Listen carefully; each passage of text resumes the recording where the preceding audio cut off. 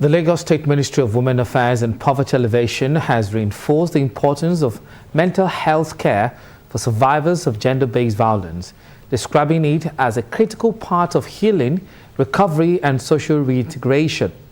The message was delivered at the one-day sensitization and awareness program aimed at building resilience and improving access to support services for survivors of gender-based violence. Our correspondent, Omoumi reports.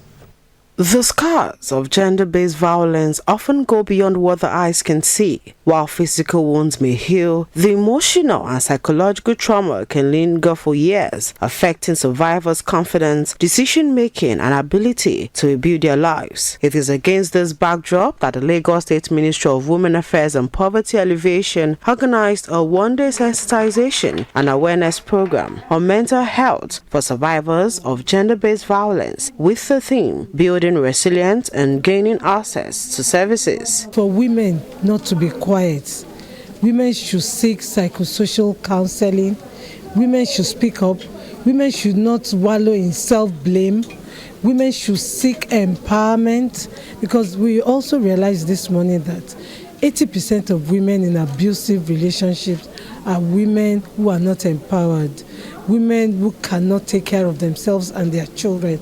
And what they always ask themselves is, where would they go? Who will take care of them and who will take care of their women? Like I mentioned to them, we have 19 skills acquisition centers spread across the 5 divisions of Lagos State. We have several empowerment programs. So I want to urge women in Lagos State to avail themselves the opportunities of being empowered. You don't have to stay in an abusive marriage. Whatever went wrong along the way, once you are abused, which can lead to so many causes, which is eventually maybe death or even suicide, get out of it.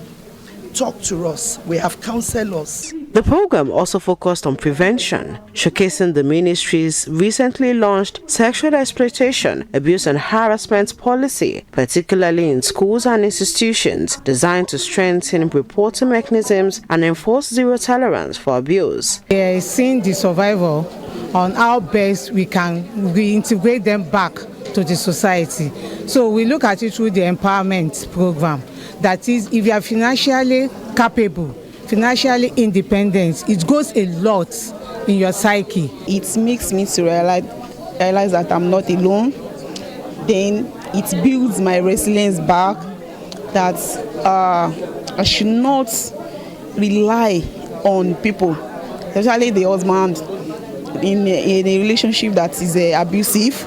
From the facilitators were quite inspiring to see how much they are able to encourage women to stand up for themselves, to stand up against domestic violence, and to be able to rebuild their mindsets and take care of themselves, focus on their health, focus on their mental states, and tap into the various opportunities Lagos State has for them. I'm much glad that the seminar, as much as it is impactful, it is also be beneficial to our churches, to our mosque, to our CDAs, to our landlord associations in various communities and local government.